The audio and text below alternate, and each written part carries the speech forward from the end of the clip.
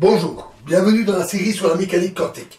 Donc, nous allons étudier un certain nombre d'atomes et voir dans quel cas ils sont paramagnétiques. Alors, dans les solides cristallins, les ions, en général, sauf quelques exceptions, ils ont des couches complètes. Par exemple, Na+, Cl-, O2-, ont des couches complètes, tout simplement parce que pour former un ion, on enlève ou on complète la couche extérieure. La couche externe, par exemple, s'il y a un électron, comme dans le sodium, on l'enlève pour obtenir un ion, et ce qui reste, ce sont des couches complètes. Donc, très généralement, les ions dans les solides cristallins n'ont pas de moment magnétique permanent. Et donc, ils ne sont pas paramagnétiques. On a le même genre de choses avec les liaisons covalentes, puisqu'il y a mise en commun d'électrons pour compléter les couches électroniques, et donc pas de magnétisme. À part le diamagnétisme, bien entendu. L'exception, c'est quand l'atome a des sous-couches qui sont partiellement remplies. Dans ce cas-là, même si on remplit ou si on vide les couches externes, les couches internes, les sous-couches internes restent partiellement remplies. C'est le cas des couches D et F. Ainsi, dans la série des éléments de transition, comme le fer, la couche 3D, 4D ou 5D est partiellement remplie.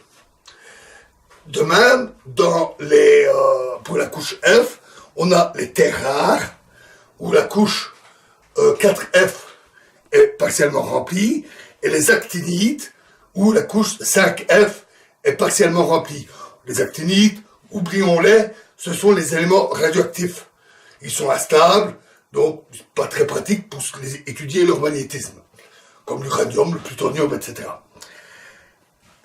Dans un cristal, les ions paramagnétiques sont assez généralement éloignés les uns des autres. Par exemple, dans le NaCl, on a vu que le sodium n'est pas paramagnétique, mais pour citer des exemples simples, le sodium est séparé, éloigné des autres ions de sodium, parce qu'autour de lui, il a des ions chlore. Donc les interactions magnétiques entre ions paramagnétiques sont généralement très faibles. Par contre, leur interaction avec les autres ions diamagnétiques voisins, eux, n'est pas nulle. Ils portent aussi une charge électrique, puisque ce sont aussi des ions.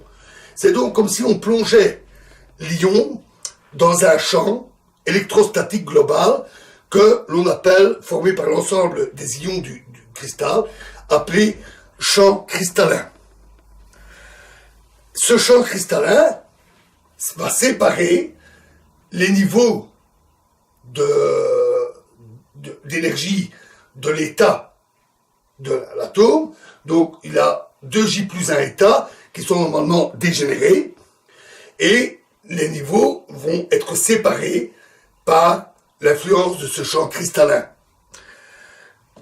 Kramers a montré, en utilisant des raisons de symétrie, que si le nombre d'électrons est impair, alors il continue à y avoir une double dégénérescence. Si le nombre est pair, la dégénérescence est totalement levée. S'il y a toujours une dégénérescence, alors celle-ci peut être levée par un champ magnétique appliqué au matériau, bien entendu. On a introduit donc un spin effectif qui traduit l'état de l'ion plongé dans le champ cristallin, auquel on associe un nombre, un M effectif pour l'état de l'ion. Et on a introduit un facteur de décomposition spectroscopique, G tilt, qui est l'analogue du facteur de Landé. Et dans ce cas-là, les niveaux d'énergie de l'atome seront simplement donnés par epsilon m, m, g, mu b, fois le champ magnétique appliqué. Ce qui permet de calculer facilement les niveaux d'énergie dans un champ magnétique. Notons qu'en général, S est différent du spin, et G tilt, est différent du facteur de Landé. Donc par rapport à un ion libre, l'ion dans un cristal présente des valeurs différentes à cause du champ cristallin.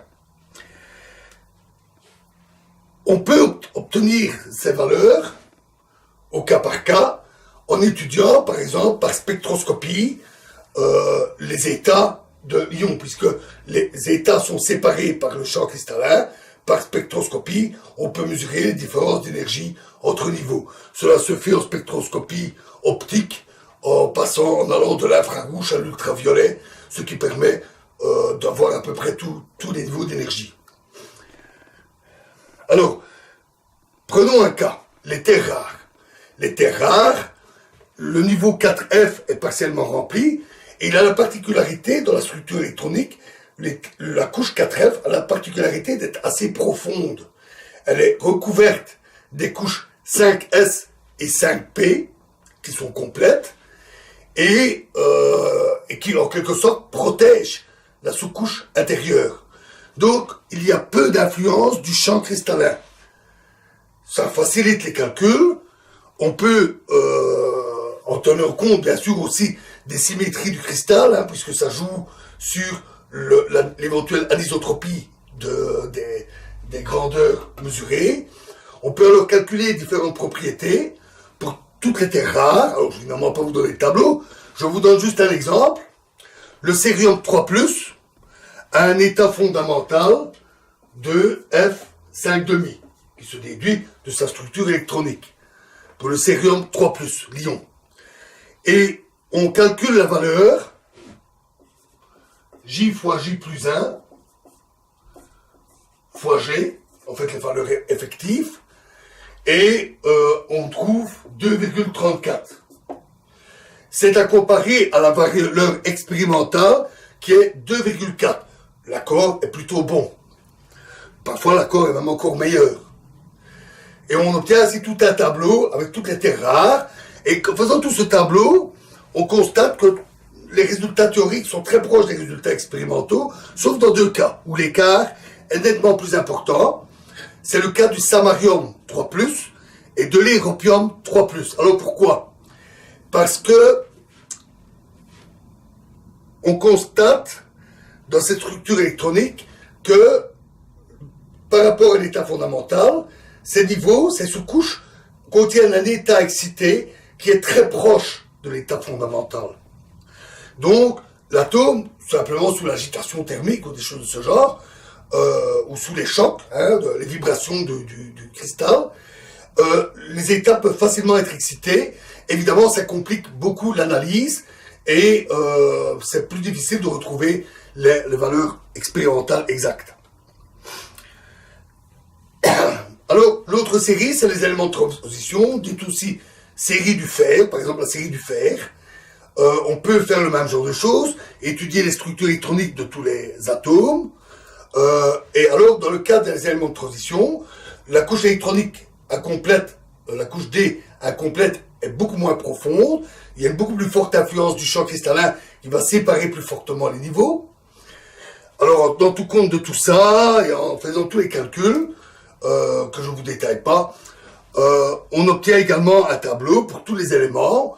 Alors, prenons un exemple. Le vanadium 4+, donc avec 4 électrons en moins, a un état fondamental 2D 3,5, et la valeur du coefficient qu'on calcule est de 1,73. Expérimentalement, on trouve 1,8.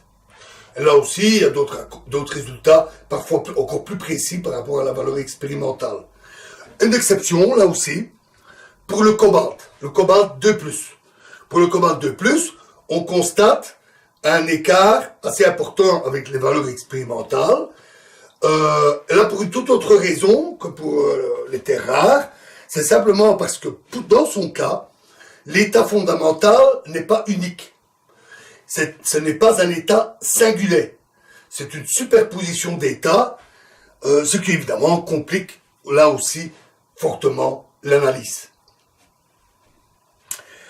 Alors voilà, pour un aperçu de la manière dont on traite les cas des différents atomes ou ions paramagnétiques. C'est pas très compliqué et les calculs, eux, peuvent être un peu plus compliqués quand il faut commencer à détailler les structures électroniques, les symétries des cristaux, etc. Donc il faut parfois tenir compte de beaucoup d'éléments pour obtenir les résultats théoriques. Alors, arrêtons-nous ici avec tous ces éléments.